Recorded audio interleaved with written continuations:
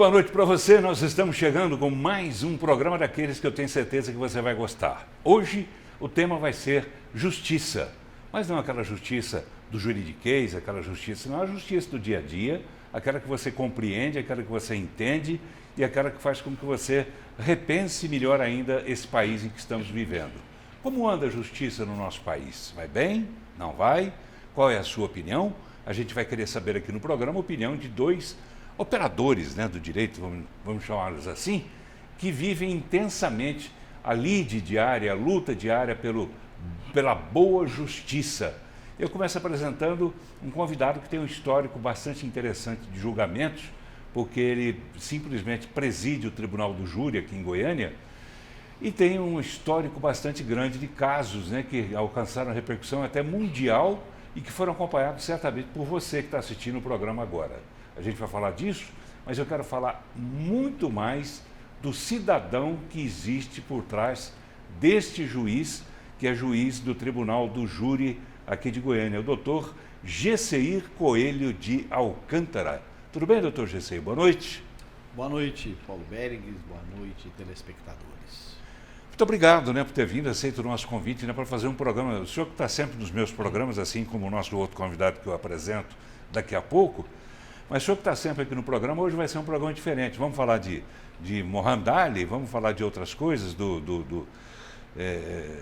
enfim, de casos que alcançaram notoriedade mundial, mas vamos falar principalmente quem está aí dentro desse paletó que é o doutor Gesseir. Que cidadão é esse que toca a vida julgando pessoas e ajudando a julgar pessoas, porque ele preside o Tribunal do Júri. Você vai conhecer um pouco mais também sobre outra pessoa que vive intensamente esse ambiente do júri, que é o advogado, o criminalista, Dr. Alex Neder, que traz a advocacia no sangue, né? Desde o papai, desde a mamãe, e segue a carreira brilhantemente, é um dos nossos mais brilhantes advogados criminalistas do Brasil, e é também diretor da Abracrim, não é isso? Presidente da Abracrim. Bom, boa noite, Paulo. Boa noite. Boa noite, telespectador. As palavras elogiosas que você está dizendo eu recebo porque você é meu amigo. Eu sou um operador do direito, né, como advogado criminalista. E estou muito feliz de estar aqui hoje, mais uma vez dividindo esse programa com você, Paulo, que é um jornalista que nós admiramos muito, e com o doutor Gesseir, que é um juiz notável, né? É um juiz que eu conheço há muitos anos e que tem realizado um trabalho brilhante perante o Tribunal do Júri da capital do estado. É verdade, né? E chamar o doutor Alex sem chamar o doutor Gesseir é a mesma coisa que chamar o doutor Gesseir sem o Alex. Essa dupla Pelé-Coutinho, né, tem que estar sempre junto aqui no nosso programa, né? Porque vocês travam um bom debate, né? Aquele debate interessante, porque vocês vivem o mesmo mundo jurídico, vocês têm impressões diferentes, às vezes, de uma coisa e de outra, mas vocês sabem divergir, sabem colocar as opiniões, de maneira que o nosso telespectador fique cada vez mais bem informado sobre o que é, afinal, essa tal de justiça, o que é, afinal, essa tal de vida aqui nesse país chamado Brasil. A gente faz um intervalo bastante rápido e já volta. Fique ligado.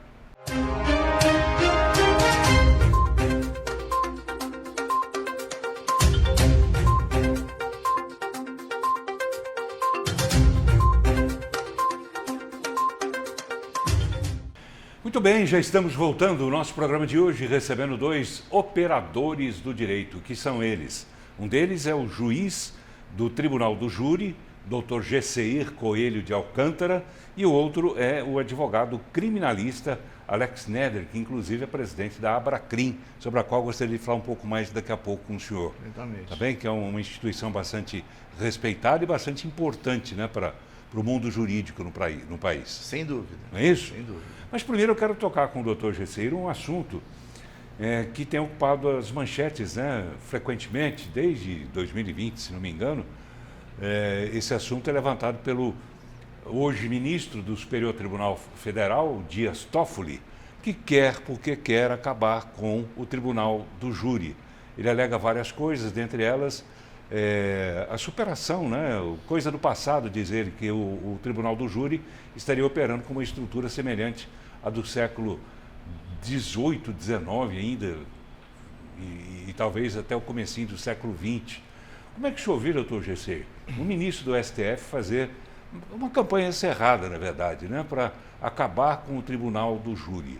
Primeiro, o que o senhor entende dessa proposta dele? O ministro Dias Toffoli, do Supremo Tribunal Federal, ele realmente tem essa proposta da extinção do tribunal do júri. E eu respeito a opinião do ministro, ele é da maior corte do país. Entretanto, eu estou no Tribunal do Júri aqui em Goiânia há 23 anos, tenho militância e experiência e posso dizer, Paulo e demais, que realmente a instituição do júri é a mais democrática do Poder Judiciário. Ou seja, o semelhante julgando o seu semelhante nos chamados crimes dolosos contra a vida, sendo os homicídios consumados e tentados na maior parte.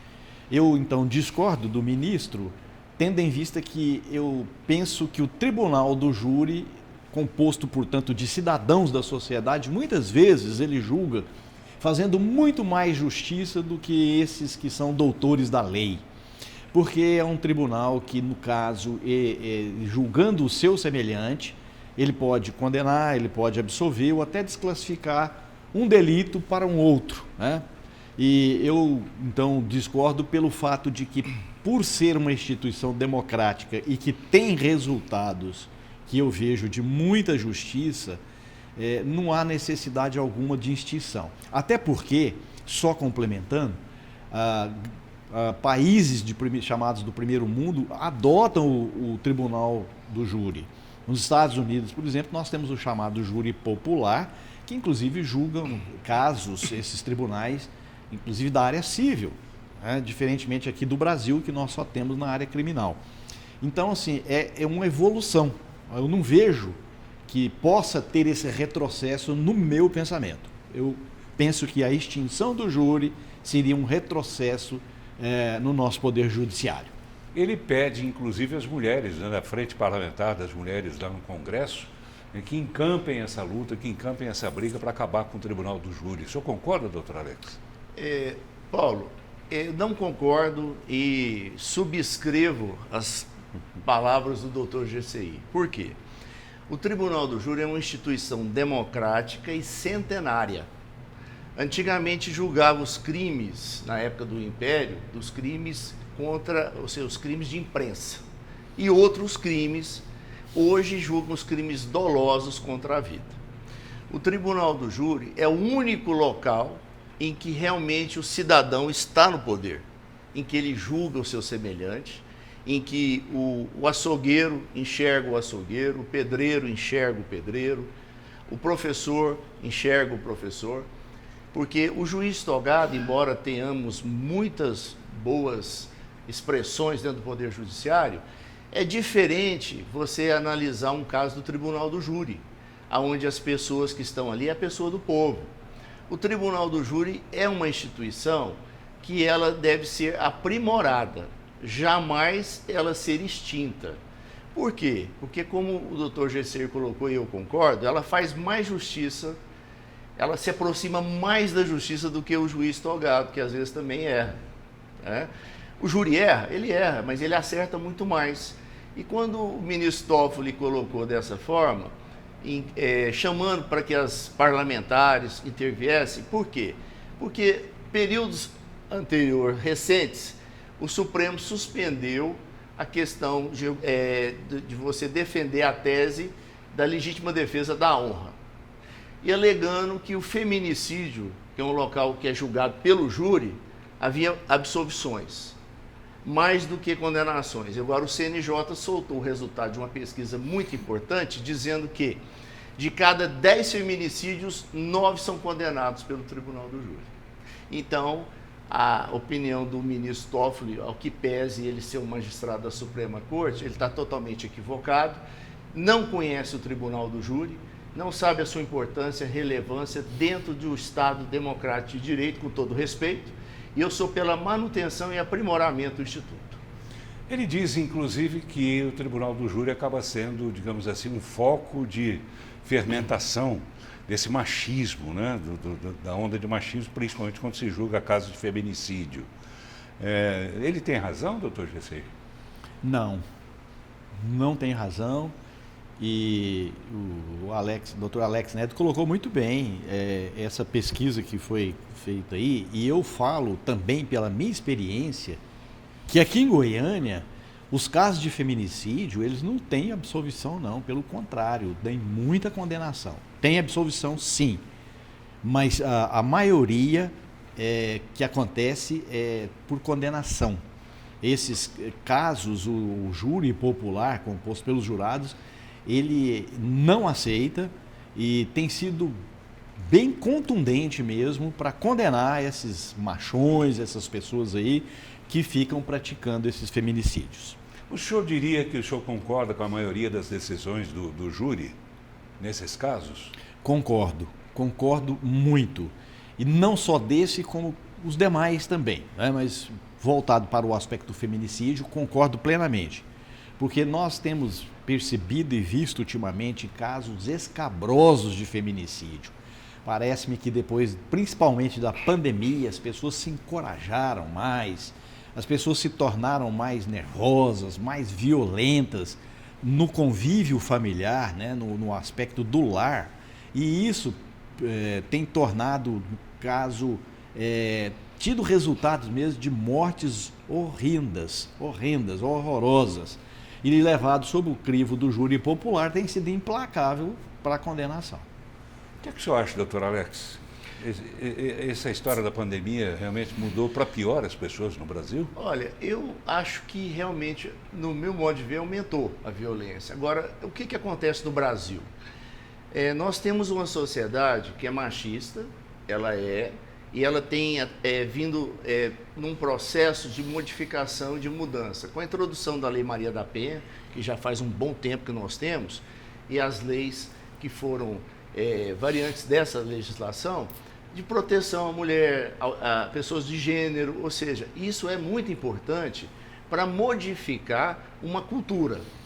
Agora, eu não concordo dizer que é tudo dessa forma, porque nós já mudamos e modificamos muito. Mas eu me lembro de uma passagem de Jorge Amado, na Gabriela, que tinha o coronel jesuíno, que ele incorporava a figura do coronel machista. E ele matou a dona Sinhazinha porque flagrou ela em adultério com um dentista. Mas na mesma novela nós vimos o Jorge Amado introduzindo no personagem Nassib a mesma traição que a Gabriela traiu com o Tunico Bastos, que era o filho do coronel Ramiro. O senhor está bom de memória de novela. Bom de memória. E ele sofreu com isso, mas ele não matou a Gabriela. Ele expulsou a Gabriela, né, da casa, mas não matou. Ou seja, então... Sofreu até? Sofreu até. Então isso mostra, naquela época que Jorge Amado escreveu a novela, que já havia as diferenças, né? Então é preciso olhar na plenitude. E quem olha só numa linha não enxerga a plenitude. Então eu vejo que estão equivocados. E Jorge Amado, nesse caso, ele não fez prevalecer o lado comunista dele, né? Porque ele fez duas medidas e dois pesos iguais, né? E foi muito ilustrativo, porque a novela teve uma grande audiência e é até um incentivo para a mudança das pessoas quando você vê um personagem importante como o Nassib perdoando a Gabriela, enquanto na mesma novela o coronel jesuíno mata a dona Sinhazinha. E vai a júri e é condenado naquela época, né? Então a gente tem que ver o seguinte, o júri já estava dando exemplo naquela época.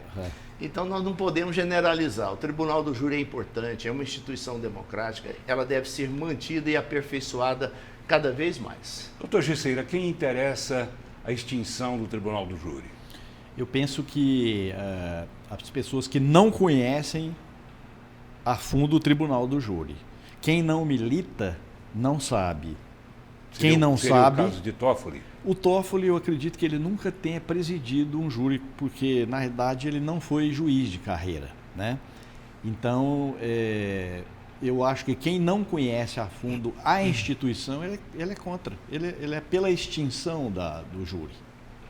A quem interessa, doutor Alex? Eu acho que a visão de acabar com o júri é justamente para quem não conhece. Em que pese o ministro da Alta Corte, o ministro Toffoli, Mas ele, como advogado, não se tem notícia que ele tenha feito um tribunal do júri. O tribunal do júri, ele requer do advogado uma série de conhecimentos, não só conhecimento jurídico, mas conhecimento geral, atualização e principalmente uma empatia muito grande com o conselho de sentença, com a atualidade que está acontecendo na cidade, no país dele, e principalmente com o cliente dele. Então, ali é um local de muita emoção, de muitos acontecimentos tristes, há momentos de descontração, mas quando acontece um homicídio, o doutor Gessei, que tem uma experiência grande, sabe disso. Mesmo que você consiga absolver o seu cliente, todos perdem. Quem matou perde, a família de quem morreu perde. Porque o processo penal, ele é vamos dizer assim, é um sorvedor de sofrimento. Aquilo ali é um lugar que a pessoa passa por sofrimento. Ele leva anos. E o indivíduo recorre, e o indivíduo, sabe? Então, assim, a gente, pela prática e experiência, você vê que quem matou sofre, a família de quem matou sofre, e de quem morreu mais ainda. Então, é uma tragédia. Mas o Tribunal do Júri tem dado respostas positivas no país inteiro, principalmente nas cidades do interior, na capital do estado. É importante a participação popular no júri. É o único local em que realmente o povo está no poder, ainda que temporariamente.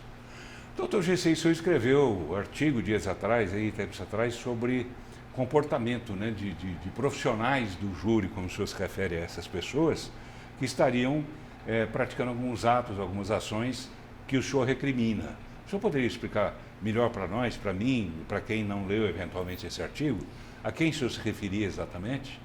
Eu escrevi um artigo com um título assim, Rosnando no Júri, dando uma alusão a alguns comportamentos de poucos profissionais, graças a Deus por isso, que vão para o Tribunal do Júri, que é o Tribunal do Júri moderno, hoje não aceita mais baixaria, o sujeito chegar lá, plantar bananeira, querer ficar pelado, isso não existe mais no Tribunal moderno.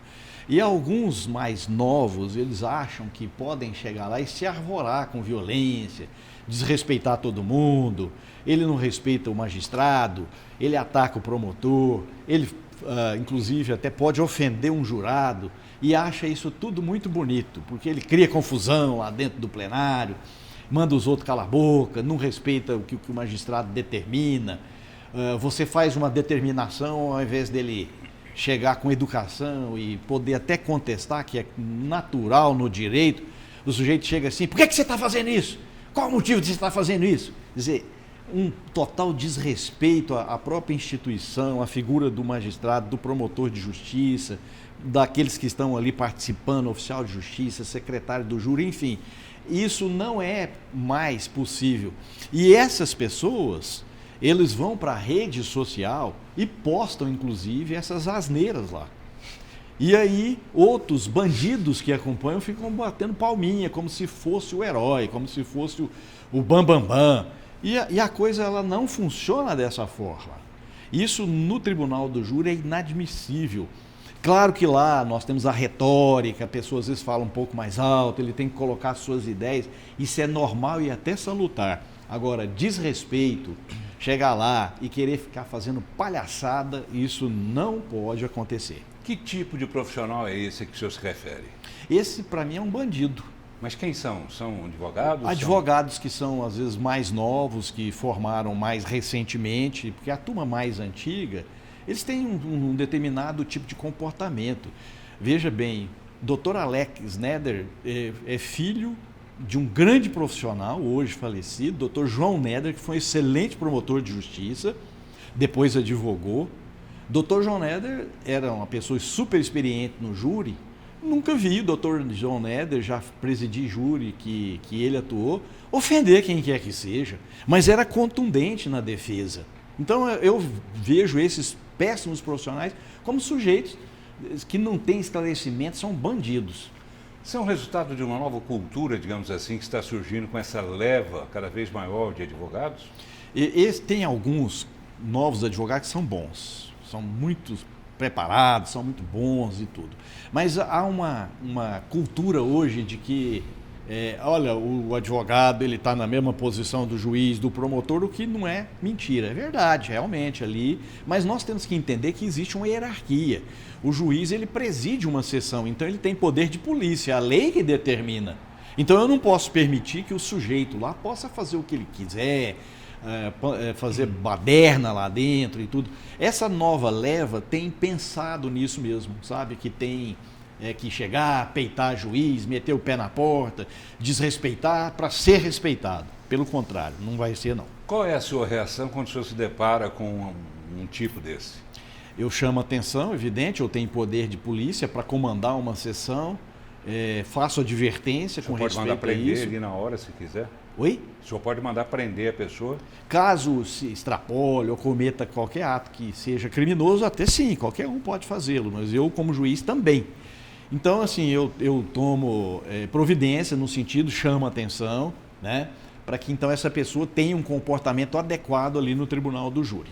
E os jurados, como se comportam numa sessão do tribunal do júri?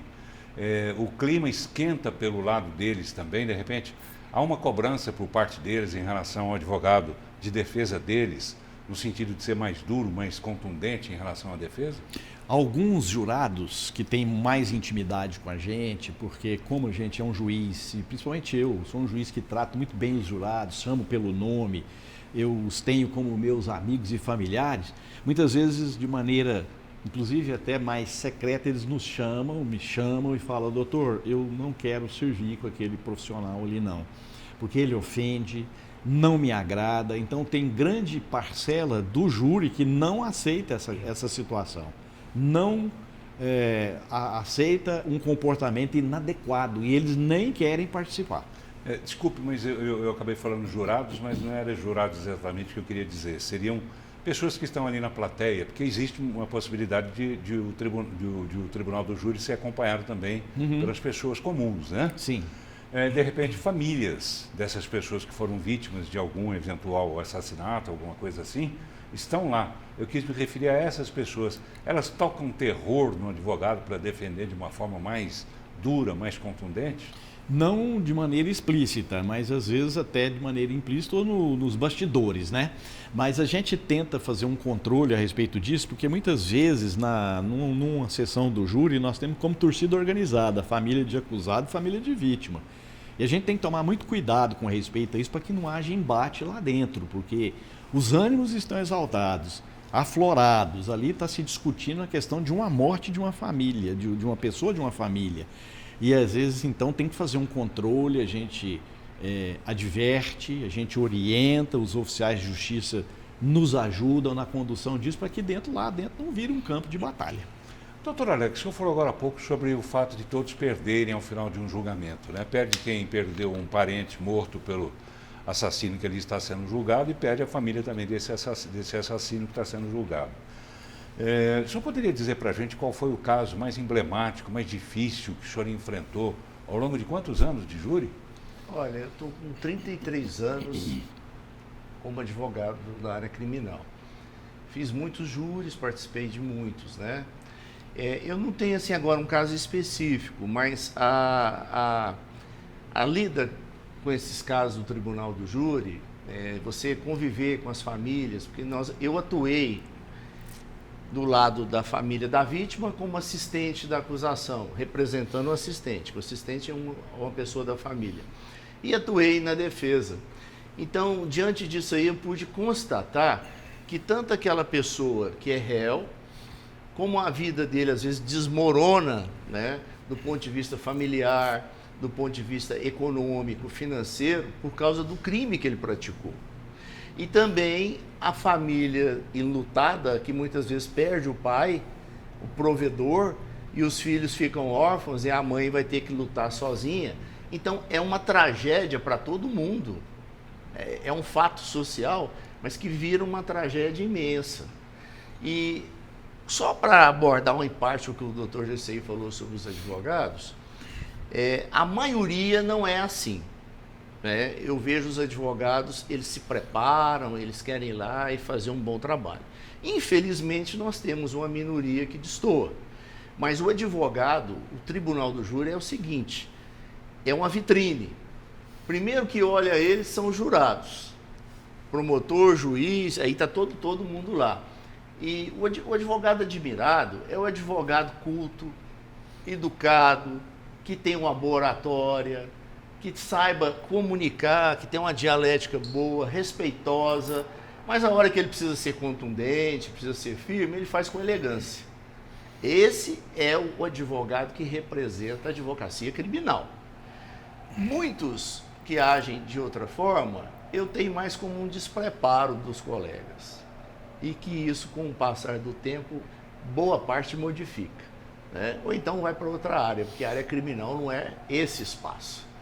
Então, Paulo, finalizando, o que eu posso dizer para você? Eu conheço famílias de pessoas que praticaram o crime e pessoas que foram vítimas. E convivi com elas 10, 14, 15, 20 anos, e até hoje eu conheço, convivo. Então a gente vê que aquilo ali acaba com a vida das pessoas. Então é uma tragédia. O melhor é que não acontecesse, entendeu? E infelizmente isso marca muito, tanto quem praticou quanto quem foi vítima, a família toda. Tá certo. Vamos fazer um intervalo, daqui a pouco a gente fala sobre a Abracrim. Pode ser. Que é a Associação Brasileira de Advogados Criminalistas. Exatamente. A qual o senhor preside. Exatamente. E tem orgulho de pertencer e presidir, principalmente. Muito. Isso? Daqui a pouco a gente volta então para continuar conversando com o Dr. Alex Neder, advogado criminalista, e o Dr. Gesseir Coelho de Alcântara, que é o juiz do Tribunal do Júri aqui em Goiânia. Fique ligado.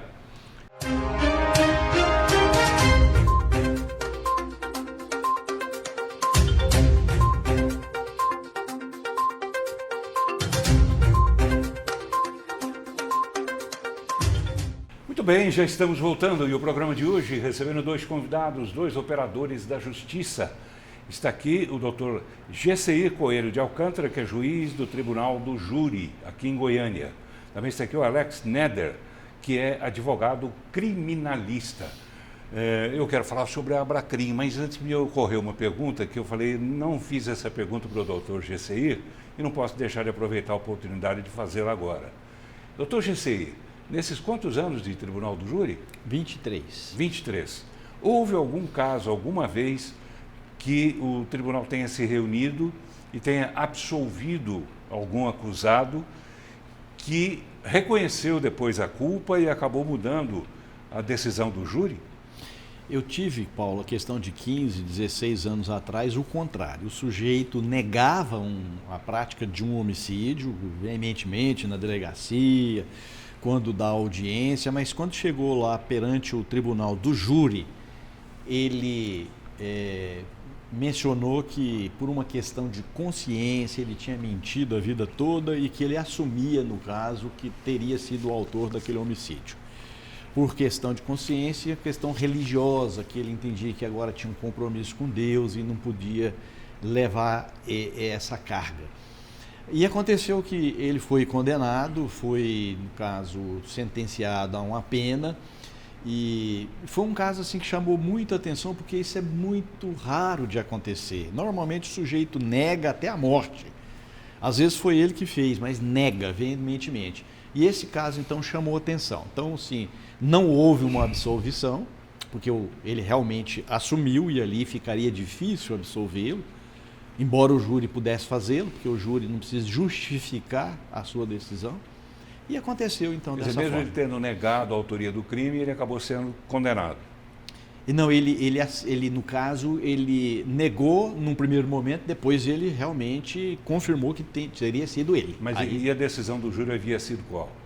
No caso, condenação.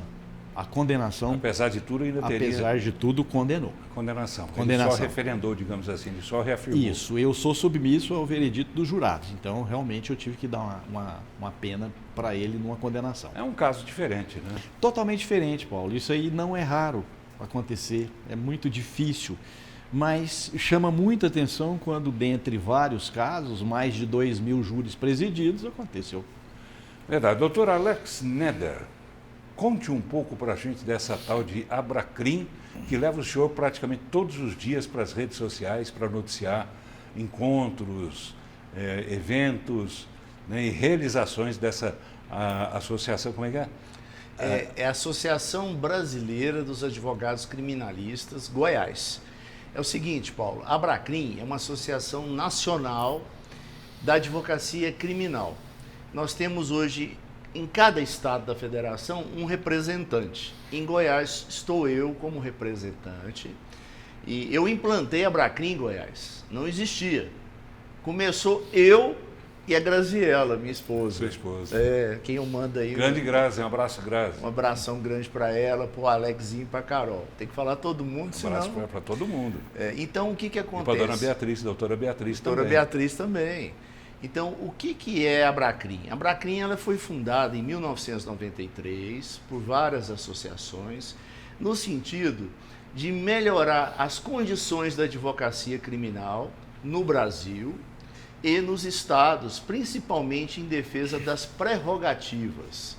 O que são as prerrogativas? As prerrogativas é aquela do advogado se avistar com o cliente, antes, quando ele está preso em flagrante, antes dele prestar o depoimento, o advogado tem o direito de estar com ele tem o direito de dar um telefonema para a família, aquilo que você vê nos filmes americanos acontece no Brasil.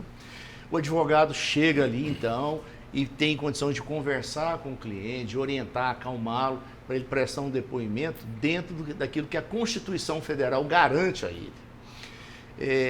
Nós temos o direito, a prerrogativa de estar nos tribunais, nas audiências, nos julgamentos, fazer uso da palavra, protestar, enfim. Muitas vezes o cliente está preso, você chega em determinado lugar, ele não deixa você ter acesso ao cliente, então é uma violação de prerrogativa. A Abracrim, ela tem em todos os estados uma comissão justamente para defender as prerrogativas dos advogados, como acontece na nossa OAB estadual, na nossa OAB federal. Então, o que acontece? Em toda a advocacia, né, do Brasil inteiro, a que mais sofre violações é a criminal. Por quê? Porque é aquela que você chega na frente. O indivíduo acabou de ser preso, você chega lá. Às vezes só está você lá e a polícia. E muitas vezes, ou melhor, algumas das vezes, a polícia às vezes está excedendo, o advogado intervém. Quando a polícia é uma polícia mais tranquila e mais preparada, ela respeita o advogado. Como também nós já tivemos casos em que a polícia passou por cima dos direitos do advogado e até espancou o advogado, que é aquele colega nosso aí que os policiais foram processados. Mas isso é uma exceção, que a maioria dos policiais respeitam os advogados. Então, a Abracrim é uma associação em defesa do advogado criminalista. E nós buscamos também a defesa do Estado Democrático de Direito, sempre. Tudo que está na Constituição Federal, ali no artigo 5º, que são as garantias fundamentais do indivíduo, nós da Abracrim lutamos pela permanência, preservação e respeito a essas garantias. Esse é o papel fundamental da Abracrim. Todo advogado que faz parte, que veio se associar, filiar-se à Abracrim, nós temos um grupo hoje imenso em Goiás e no Brasil inteiro. E agora completamos 30 anos da associação da Abracrim e tivemos um evento em Brasília no dia 14, 15 e 16 de junho. Foram 3 dias onde nós tivemos encontros, debates, palestras com pessoas renomadas e estimula muitos eventos e incrementa a cultura jurídica. Então é espetacular. Eu sempre estudei, Paulo. Depois que eu fui para a Abracrim, mais ainda, né? Despertei, fui fazer o mestrado, já concluí meu mestrado, estou escrevendo. Então, a Abracrim, ela mexe muito com isso tudo, além de dar para o advogado não só uma sensação, mas um apoio contínuo da associação para com o colega, para que ele possa exercer na plenitude a sua advocacia, seus direitos, as suas prerrogativas. Eu tenho certeza que esses ensinamentos que o senhor acabou de enumerar agora já foram ministrados ao senhor pelo Papai João. Sem dúvida. O senhor começou lá atrás, né? Lá atrás. Eu comecei a advogar com meu pai em 1985, ele se aposentou em 84, ele e minha mãe. Né? Abriram o escritório lá em casa, você lembra disso? Sim, estive lá. E eu era o quê? Eu era acadêmico. Né? Ainda não era nem estagiário. Eu ia para o interior, para o tribunal do júri. Mas antes disso, eu ainda criança, eu viajava com meu pai para o interior, ele como promotor. O juiz não deixava eu assistir júri, porque tinha tantas coisas escabrosas, e eu subia em pé de goiaba, subia em muro, escondia atrás das mesas para poder assistir o júri. Inclusive, teve um caso pitoresco, se permitir você rápido. Claro, fica à vontade. O indivíduo matou a mulher e que supostamente o estaria traindo, e ele teria recebido uma orientação da religião que ele seguia, que eu não vou nem dizer tal, porque isso não tem nada a ver, que se ele tomasse o sangue da mulher ainda quente, quente, ele nunca mais seria traído. Aí eu lembro que eu era criança, tinha uma cabaça, uma colher com a boca dele. E ele foi condenado, a pena de 18 anos no interior. Eu estava com meu pai. Aí voltando, né, falei para meu pai, mas quem souber que ele matou a mulher porque traiu ele, bebeu sangue, não vai trair ele de jeito nenhum, né? Ou seja, né, não é por causa do ritual, mas é pela violência que ele praticou. Então, assim, eu vi casos na época que eu era muito jovem para ver. E meu pai... Você tinha quantos anos? Eu tinha mais ou menos ali, 13, 14 anos. Muito jovem. Muito jovem, mas eu vivia isso 24 horas com meu pai.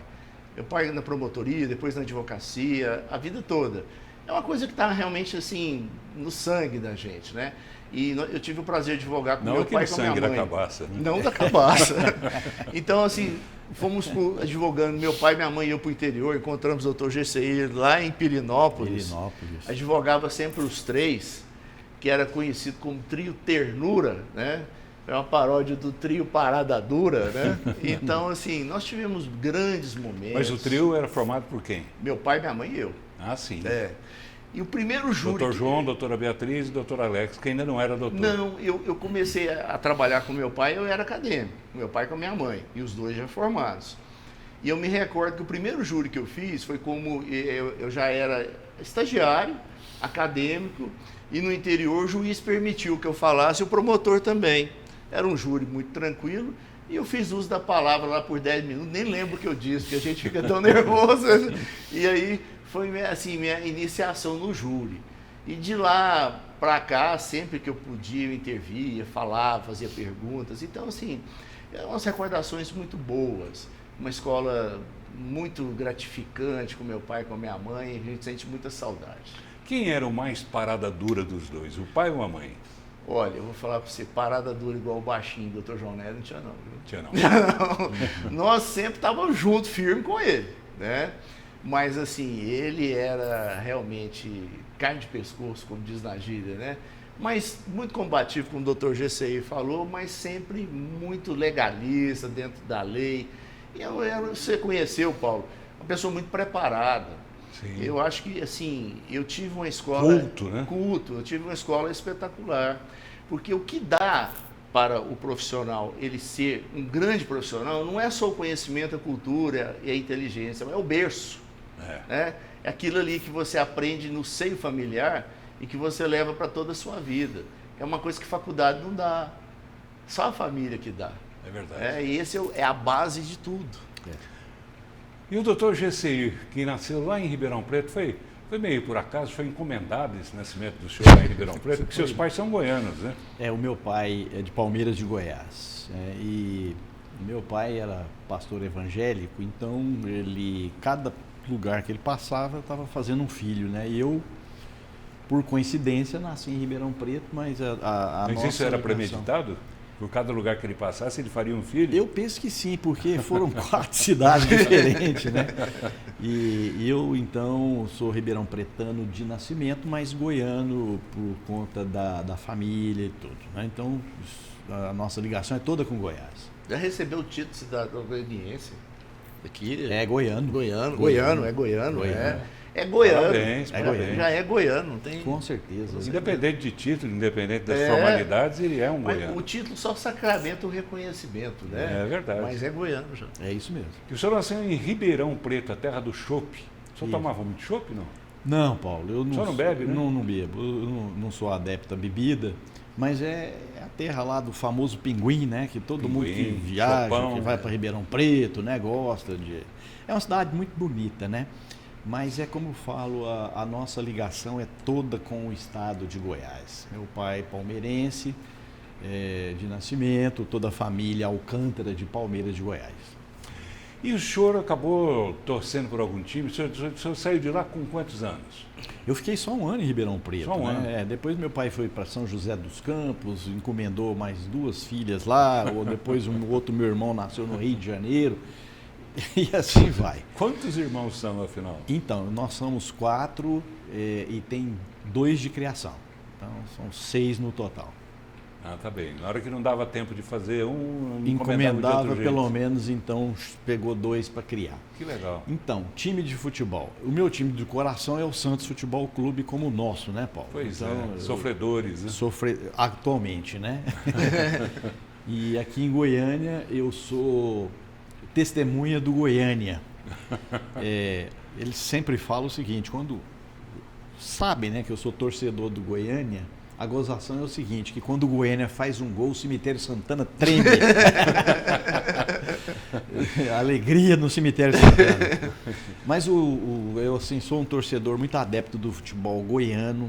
Eu tenho admiração muito grande por todos os times e a emergência do Atlético, a tradição do Goiás, a vibração do Vila Nova, tudo isso aí ajuda a gente a torcer pelo futebol goiano. E qual foi o fato marcante do senhor, para o senhor, assim como o Alex contou essa história de ele assistir os júris, né, debaixo pendurado em árvore, debaixo de mesa? De trás de geladeira. É? Porque às vezes fazia naquele... não dava para...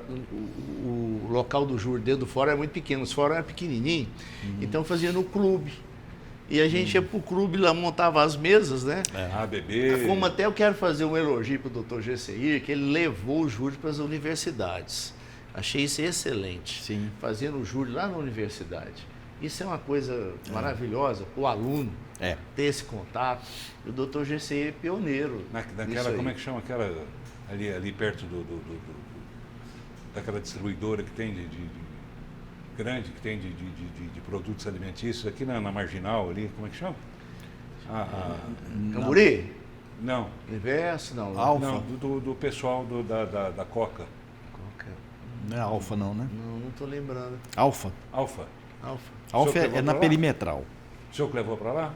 Sim, aqui em Goiânia, na época que eu fazia esse programa, foi antes da pandemia, nós tínhamos 12 faculdades de Direito aqui em Goiânia. Fora Aparecida, tudo, 12 faculdades. Eu fiz em 12. Federal, Católica, Unip, Alfa, Fazan, Fac Lions, Objetivo, enfim, foram Camburi. É pioneiro, viu? É o pioneiro do Eu me júri das lembro que eu estive lá universidades. nessa faculdade Alfa para conversar com os meus amigos, né, que são os donos e diretores da Alfa, e o pessoal ainda estava assim em rebuliço, né, porque realizou-se ali, tinha acabado de ser realizada ali uma sessão do Tribunal do Júri. Aham. E estava todo mundo empolgado com aquilo, todo mundo... Sim. E eu achei aquela ideia maravilhosa, parabéns. Sim, e o pessoal da diretoria da Alfa esteve no dia do júri, eles vieram de São Paulo, né? Eles vieram de São Paulo para cá. O pessoal da antiga Unianhanguera, né? O professor Joveni, que comandava lá também, um dos sócios. Enfim, esse pessoal aprovou muito, mas foi uma ciumeira que não tem tamanho, sabe? Assim, as pessoas não gostam do outro ser elogiado, incomoda. O senhor disse que se incomodou outras faculdades? Não, outras pessoas que militam também, né, de outra área e tal, e se incomoda, porque você vai para a faculdade e é um projeto que surgiu assim como único aqui no Brasil, e fazer em todas as faculdades, porque faz em uma, em outra, muito esporadicamente, isso gera um certo mal-estar, porque infelizmente o ser humano, né, com raras exceções, não gosta de ver o outro sendo elogiado, não. Mas a gente tem que largar de mão disso e ir para frente. Vamos voltar àquela conversinha que eu perguntei ao senhor, né? Qual foi aquela imagem que nunca sai da sua cabeça quando o senhor começou a trilhar o caminho do juridiquês? Qual que foi? O Alex já contou a dele, e a do senhor? Eu tenho um fato que quando eu comecei na magistratura, e eu comecei na comarca de Araçu, aqui perto de Inhumas. E eu estava substituindo em Goiânia e surgiu um primeiro caso de uma liminar de cachorro, de cão em condomínio. Hoje é normal, os condomínios aceitam pelo regimento interno e tudo. Mas eu determinei certa feita uma busca e apreensão de um cachorro e a AMA entrou no meio para ir lá fazer. E era um cachorro que eu pensei que fosse um enorme, mas era um pincher, pequenininho. E eu me lembro muito bem. Barulhento, né? Pois é. E eles foram lá com carrocinha e tudo e fizeram a apreensão. E me lembro que isso saiu em mídia nacional, porque foi um dos primeiros casos assim que surgiu. E o Boris Casoy deu essa notícia e no final de tudo ele falou assim, isso é uma vergonha. E eu fiquei traumatizado com aquilo, eu falei, gente do céu, o que será que eu estou fazendo de errado? E assim, isso marcou demais, assim, que foi bem no início da minha carreira, muito novo, embora eu tenha sido do Ministério Público um tempo, mas marcou muito isso aí na minha carreira. E depois, como é que o senhor fez? Como é que o senhor criou, digamos assim, coragem para tomar outras decisões que talvez pudessem também ser contestadas? O juiz tem que aprender que quando ele assume a magistratura é um sacerdócio. Então, como sacerdote, que eu sempre reputo isso como uma vocação, nós não agradamos todo mundo e a gente tem que trabalhar com isso, porque a gente não agrada a todos. Se eu prendo, a família do acusado vai ficar chateada. Se eu solto, a família da vítima. Então, assim, não tem como agradar todo mundo. E a gente fica meio que vacinado com respeito a isso, né, Alex? Exato. O couro grosso. E a gente não pode dar muita confiança para essas coisas, não. A gente tem que cumprir o dever com a cabeça erguida e fazer aquilo que deve ser o melhor e aplicar a lei. O senhor se arrepende de alguma decisão que o senhor tenha tomado, que depois o senhor viu que foi equivocada, alguma coisa assim?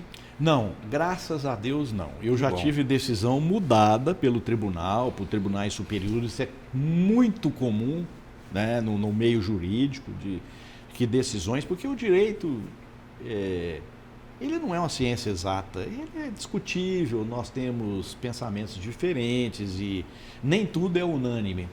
Mas graças a Deus não. Eu penso que tudo aquilo que eu fiz foi realmente com a consciência tranquila e o dever cumprido e aplicando a lei.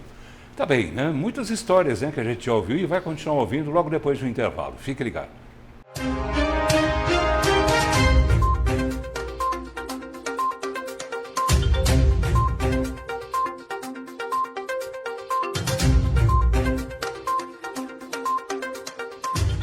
Muito bem, já estamos voltando ao programa de hoje, recebendo dois convidados. Está aqui o Dr. Alex Neder, ele que é advogado criminalista. Também está aqui o Dr. Gesseir Coelho de Alcântara, que é presidente do Tribunal do Júri, aqui em Goiânia. Dr. Alex Neder, pergunta curta e grossa para uma resposta bastante curta e grossa também, porque nós estamos chegando ao final do programa e eu tenho outros assuntos a tratar com os senhores. STF está fazendo o que deveria fazer? Ô Paulo, eu tenho assim uma análise divergente. Por quê?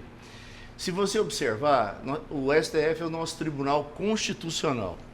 Desde o julgamento da ação 470 do mensalão, ele veio se tornando um tribunal penal. Depois com a Lava Jato, então, mais acentuado ainda. Essas questões da área penal, afetas à área penal, elas têm que ser vistas pelo Tribunal Superior, o STJ, né? O Superior Tribunal de Justiça, e não o Supremo. O Supremo ele tem que analisar a constitucionalidade, se aquilo é constitucional ou não é, a letra, né, da lei. Nós perdemos muitos anos analisando o princípio da inocência, que diz o quê? Ninguém poderá ser considerado culpado até o trânsito em julgado de sentença penal condenatória. Onde é que está a dificuldade de você ver uma frase tão límpida, tão cristalina como essa? Então eu acho que o Supremo, e infelizmente em muitas questões, está na contramão da história. Está tomando decisões políticas, o senhor entende assim? Olha, pode até ser políticas também. eu acho que o que o STF tem que fazer é voltar a ser aquele tribunal constitucional e não um tribunal penal, fazendo revisão de condenação. Eu acho que não é por aí. Discordo, acho que ele tem uma função muito mais nobre, muito mais importante, e eu acho que isso aí que não está, vamos dizer, não está bem no contexto do que é esperado da Suprema Corte. E nem legislar também, né? Muito menos legislar, e está num ativismo judicial muito forte, em que o Congresso está ficando, vamos dizer, assim, né, de lado, e questões que eles deveriam provocar o Congresso para fazer, e não da forma com que está sendo feito. Doutor GC, com tudo isso, o que esperar desse país? O que esperar do Brasil, né? Que teve agora um ex-presidente com os direitos políticos cassados, né? O Bolsonaro, que só poderá voltar a concorrer em 2030, não é isso, doutor Alex? 2030? Sim. Quer dizer, esperar o quê, né? Próxima eleição presidencial, teremos quem contra quem? Lula deverá ser candidato mais uma vez, já está com idade avançada, provavelmente não, apesar de que dele se pode esperar tudo. Mas que esperar o quê do Brasil, doutor GC? Eu sou, assim, muito crente no aspecto positivo. Eu tenho sempre esperança de melhoria. Claro que às vezes não concordando com algumas situações, porque a gente não vive por aí, só concordando com tudo, que tudo está a mil maravilhas, não. Mas eu vejo que pode ter sim uma boa perspectiva. Claro que algumas decisões que são tomadas, o doutor Alex pontuou muito bem aí, muitas vezes dos nossos tribunais superiores, que elas têm que ser respeitadas, mas nós não somos às vezes obrigados a concordar. Mas de qualquer forma, assim, eu penso que pode haver sim uma melhoria, apesar de toda a dificuldade. A gente vê no aspecto político, até no próprio Poder Judiciário mesmo, legislativo da mesma forma, algumas situações que a gente vê de mácula, situações de comportamentos escusos, mas eu vejo que há perspectiva. Eu acho que se cada um tiver um posicionamento, cada um fizer a sua parte, a gente lutar para que a coisa melhore, nós podemos ter sim uma melhora. O senhor pensa assim, doutor Alex? Sim, sem dúvida. Eu acho que os tribunais devem cumprir o papel deles, né? Agora, eu acho que nós estamos vivendo uma época atípica em que a política está falando muito alto. E isso não é bom, né? Eu acho que nós devemos, assim, é preciso aplicar a lei com muita tranquilidade, com muita certeza, e eu acho que o judiciário tem que ficar longe da questão política. Não se pode misturar as estações. E vejo que nós estamos vivendo tempos difíceis, em que as pessoas antes não tinham medo de falar, hoje as pessoas têm medo de falar. É lógico que você não pode agredir, mas você tem que ter a liberdade de se expressar. Acho que é uma das maiores conquistas que nós tivemos com a Constituição de 1988, e hoje as pessoas têm medo, né? Então nós estamos vivendo um momento aí vamos dizer, de caça às bruxas. Tá ruim, não é esse ambiente democrático, né? O ambiente democrático é outro, penso eu. Tá bem, doutor GC Coelho de Alcântara, juiz do Tribunal do Júri de Goiânia. Foi um prazer muito grande recebê-lo. Obrigado por ter vindo, obrigado pela entrevista. Eu tenho certeza que o telespectador gostou de conhecer um pouco mais sobre o senhor, sobre o seu trabalho, que é aplaudido no Brasil inteiro e até lá fora também no exterior. Obrigado, doutor GC. Obrigado, Paulo. É um prazer, eu estou sempre à disposição, e também ao doutor Alex Neder, esse grande advogado e grande amigo, e estamos aí para sempre esclarecer sobre o Poder Judiciário. Muito obrigado. Obrigado também, doutor Alex Neder, advogado criminalista. Prazeraço receber o senhor também mais uma vez. Paulo, prazer todo meu estar aqui novamente com você, o telespectador, e junto com o companheiro doutor GCI, a quem eu admiro, tenho um grande respeito como magistrado, como amigo também, e é um magistrado que eu admiro porque ele reúne todas as características que tem de melhor num juiz, né? E para mim estar aqui hoje, Paulo, falando de história e do direito, do Tribunal do Júri, sempre para mim uma alegria, uma realização estar com você Muito obrigado. Também que é um dos jornalistas, Paulo, que eu mais respeito e admiro no Brasil, porque você tem um talento muito especial.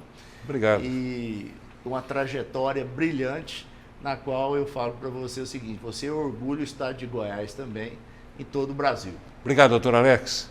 Leve um abraço, por favor, né, para a dona Grazi, para os meninos, né, Obrigado. e para a dona Beatriz. Beatriz, em especial, doutora Beatriz, né? Beatriz. Também não, é advogado. Quem é advogado uma vez é sempre, né? É sempre, né? Não é vitalício não, mas... Obrigado aos senhores, obrigado a você, telespectador, pela companhia, pela audiência. Semana que vem a gente volta com mais uma dessas entrevistas especiais, que eu tenho certeza que você gosta demais. Boa noite.